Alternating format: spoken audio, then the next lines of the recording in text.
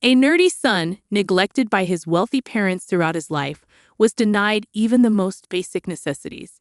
Now his successful tech business has them accusing him of fraud and begging for his forgiveness. Hi everyone, I'm using a throwaway account because I don't want to clutter my main one. So I, 27 meters, launched my own business a year ago with the help of a couple of my college friends. We've been doing really well financially and are currently making a profit.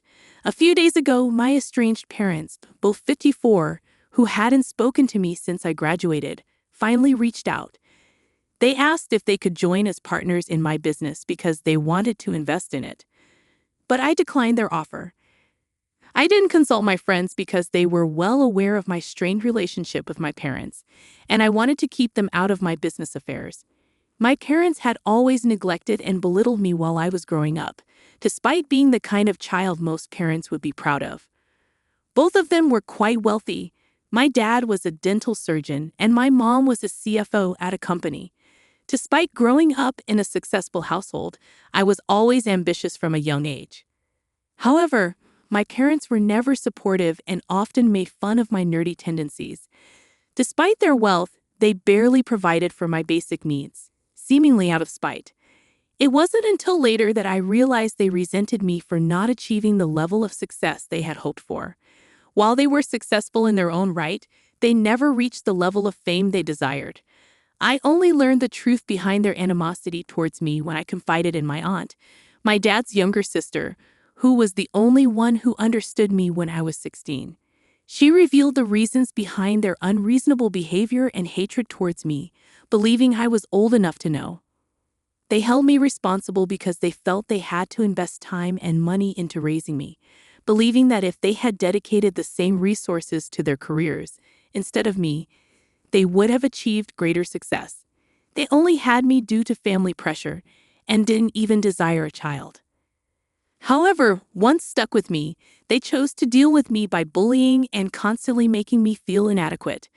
I'd say I missed out on a lot during my childhood because although they provided for everything financially, they offered no support. Whether it was small things like homework or bigger issues like schoolyard fights, they offered no assistance. If I ever asked for anything beyond absolute necessities, they would either dismiss me or, worse, ridicule me. They'd mock my appearance, especially because I was thin and had a nerdy look.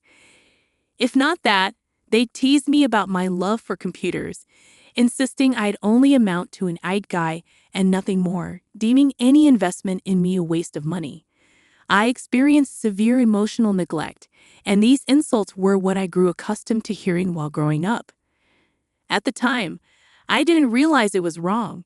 Instead, I believed there was something inherently flawed about me, causing my parents to not love me like other parents love their children. It was messed up, but it felt normal to me. During my teenage years, I started pushing back a bit, but my dad quickly shut it down and threatened to kick me out if I didn't comply. So I turned to confiding in my aunt, who repeatedly offered to intervene, but I was too afraid of the potential consequences. I knew my aunt couldn't take me in, and I didn't want to burden anyone else, so I endured the hardships at my parents' house. Whenever things got tough, I sought solace in talking to my aunt. However, once I learned the truth behind my parents' behavior, I decided to cut ties with them after college since they didn't want me. They had sent me to public school, which, forgive me for sounding conceited, I believed was a waste of my potential anyway. That should have been a clear sign that they didn't care about my education or me in general, but I still held on to some expectations from them. However, those expectations shattered when they informed me that once high school ended and I turned 18, I wouldn't have a place in their home unless I made something of myself. Furthermore, they declared they wouldn't pay for my college tuition either. I couldn't take it anymore and confronted them, insisting they couldn't do this to me because I knew I had a promising future. Being a straight student all my life, I believed I was on the path to success. But they remained firm, dismissing my potential and saying I shouldn't have such high expectations. They even went as far as to belittle me, suggesting that the highest position I could aspire to would be a lowly IT guy fixing computers for beginners in corporate offices. despite what my teachers and friends had led me to believe about my abilities. To be honest, it was a pretty absurd statement because even those supposedly lowly AITA professionals are highly skilled and deserving of respect in their own right. Unfortunately, my ignorant and narrow-minded parents couldn't grasp that concept. I tried to reason with them, hoping to convince them to cover my tuition costs. I figured I could worry about accommodation later. However, they remained stubborn, so a few weeks before my 18th birthday, I left home and sought refuge at my aunt's house. While my aunt continued to advocate on my behalf with my parents, her efforts proved futile. Eventually, we decided that I would attend whichever college offered the highest percentage of tuition coverage through scholarships. Fortunately, I was accepted into a college with an 80% scholarship, and it boasted a respectable computer science program, which satisfied me. My aunt, who worked in sales and didn't earn as much as my parents, generously agreed to cover the remaining expenses. Despite her middle-class status, her support was invaluable, especially considering my reduced tuition fees as a scholarship recipient. I only returned home if it was absolutely necessary. Otherwise, I preferred to stay in my dorm, especially since my aunt often traveled for work. That was my plan for navigating college, and my life improved significantly once I left my parents' house. Without the constant worry and anxiety, I felt much happier and found it easier to make friends. It was through these friendships that I met my current friends and business partners. Together, we decided to establish our own AITA firm, and things have been going relatively well since then. I didn't think my parents would take any interest in my life, considering they had shown little interest during my school years. However, when they learned that I was graduating college as valedictorian, they decided to attend the ceremony. Unfortunately, they couldn't enter because I hadn't purchased tickets for them, nor had I invited them, as we were not on speaking terms. After the ceremony ended, I was taken aback to find my parents standing with my aunt, who seemed just as irritated as I was, likely having dealt with them after the graduation. Although I had plans to go out drinking with my friends, I ended up spending the next 2 hours in my parents' hotel room, engaged in heated arguments and disputes. They were upset about not being invited to the graduation, whereas my aunt had been, and they demanded an explanation. It struck me as ironic because, well, they hadn't let me live with them, kicked me out at 18, refused to pay for my tuition despite being able to afford it, and subjected me to emotional mistreatment throughout my childhood and into adulthood. Frankly, I didn't feel they deserved an explanation, but I didn't want them causing a scene outside my college campus. So I reluctantly accompanied them to the hotel.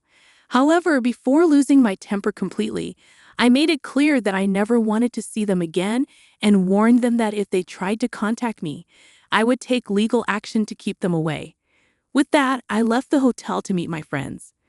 I made it clear to my friends that I wouldn't let my parents ruin what should have been a joyous day for me. After that confrontation, I cut off communication with them completely. Later, my aunt informed me that they were disappointed and angry.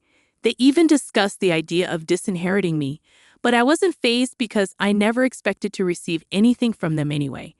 That was the end of our interaction, and it's been almost 7 years since we last spoke.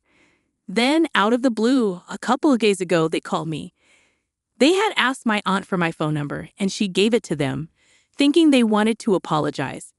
However, they didn't apologize for anything and instead went straight to proposing a business venture. They saw investing in me as profitable now compared to years ago. Naturally, I declined their offer, hung up, and blocked them. I shared the incident with my friends, but they understood why I declined without consulting them first, given my history with my parents. However, the very next day, my parents retaliated by posting a scathing message on Facebook, tagging me and all my friends. They claimed that I wasn't the self-made success I portrayed myself to be, but merely someone who relied on daddy's money to create a moderately successful business. They accused me of refusing to acknowledge the help they supposedly provided over the years. I was stunned by the Facebook post and was tempted to call them immediately to confront them. But before reacting, I decided to retaliate with something I had kept to myself for years. During my teenage years, when I still lived with them, I have recorded several videos documenting my daily life with my parents. I did this just in case I ever needed evidence to prove in court or elsewhere that they were terrible parents. However, I never shared these videos because I wanted nothing to do with them. I feared that if I posted these videos showing their rude behavior, mocking me, and treating me poorly, there would be consequences. At the time, I didn't want any drama, so I let it go. However, their Facebook post changed everything. Feeling compelled to respond, I finally decided to share those videos. Perhaps I was in the wrong here. Using my public profile on Instagram, I wrote a lengthy caption explaining my history with my parents and uploaded the videos to call them out. Once that was done, I contacted my lawyer to update her on the situation. However, she was already one step ahead and began the paperwork to file a defamation lawsuit against my parents for their actions. She also planned to contact my business partners to gauge their willingness to join the lawsuit since their names had been dragged into the Facebook post as well. Several comments had already appeared on their post from some of my relatives and friends of my parents, applauding the exposure and vowing never to work with us again, providing us with solid grounds for legal action. I forwarded those screenshots to my attorney for future reference and informed my business partners so they could stay informed. After completing these steps, I waited for my parents to reach out, expecting them to beg for forgiveness. A few days later, they did call me, but not to apologize. Instead, they demanded an apology from me, claiming I had made a mistake by posting those videos.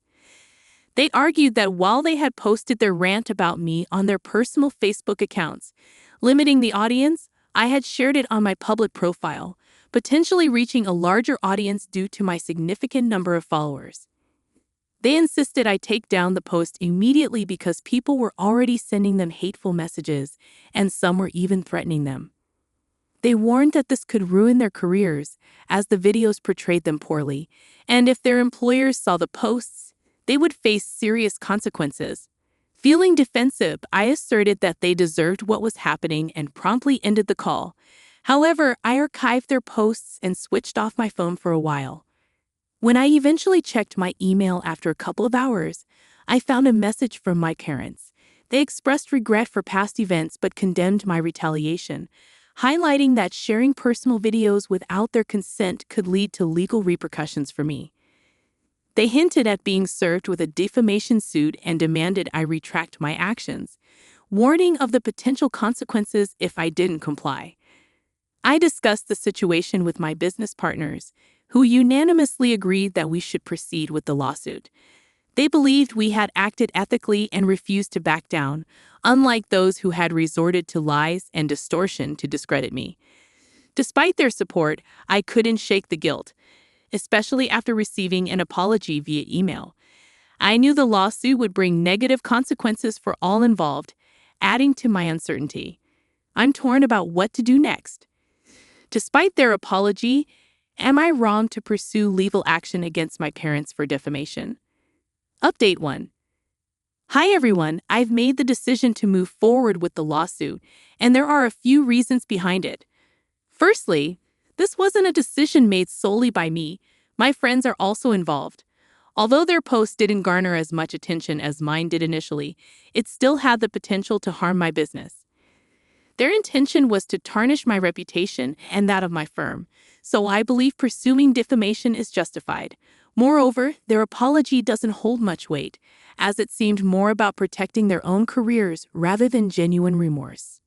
Reflecting on my past, I realize I've often avoided confronting my parents due to fear, even into my late 20s. It took comments from some of you to make me realize just how many opportunities I've had to speak out, but didn't due to that fear. However, I now understand that I hold the power, and they can't intimidate me anymore. Despite their apology, which felt insincere, I'm determined to proceed with the lawsuit. I've been accommodating for too long, especially to people who don't deserve it. The treatment I endured from my parents was cruel, and no child should experience that. Now that I have the chance to seek justice, I won't hesitate to take it. I've taken the high road for too long, but there's no reason to continue when they persist in targeting me just to satisfy their ego. It's unacceptable, and I refuse to tolerate it any longer. Update 2. Today, my aunt reached out to inquire about my decision regarding the situation with my parents. I informed her that we were proceeding with the lawsuit, which seemed to satisfy her. She expressed pride in my decision and offered an apology for not doing more when I was younger. I reassured her, acknowledging the challenges she faced at the time and appreciating the support she did provide when it truly mattered. Despite my family's admiration for my parents, I recognized that revealing their true nature would likely not be believed, and my aunt's intervention might have led to undesirable outcomes. While she's not flawless, her efforts on my behalf mean the world to me. As for my parents, I haven't communicated with them since their email, and it seems they're waiting for me to withdraw the lawsuit. However, it's been 4 days, and we decided to pursue mediation first before considering court proceedings. Our goal is to reach an out-of-court settlement, given my parents' financial resources and culpability in this matter. Despite their attempts to paint me as the villain and jeopardize my business, I've remained steadfast in my resolve. Their desperate attempts to equate our actions only serve to highlight their deceit, whereas I merely sought to reveal the truth. Once mediation is concluded, I'm tempted to re-release the videos, as their true selves deserve to be exposed to the world. Update 3. Today, the court finalized the mediator for our negotiations, and we were promptly informed. Shortly after, my parents called me. I had temporarily unblocked them for this conversation to inquire about when I planned to withdraw the lawsuit, as they felt things were spiraling out of control. I made it clear that withdrawal wasn't an option, which sent them into a frenzy. The call descended into chaos, with their angry voices barely coherent amid the shouting. Eventually, I ended the call to escape the tumult. However, they immediately called back, and this time it was my father who took the lead. He accused me of provoking him and insisted that my actions wouldn't intimidate him. I stood my ground and delivered my own barrage of truths, expressing all the pent-up frustration and resentment I had harbored for so long. While the exchange was harsh, it was cathartic, and I feel a sense of relief after finally vocalizing my feelings to them. After ending the call, I refused to entertain further arguments and promptly hung up. However, they persisted in their attempts to sway me. They contacted my aunt, fabricating a narrative that I was suing them for baseless reasons, which couldn't have been further from the truth.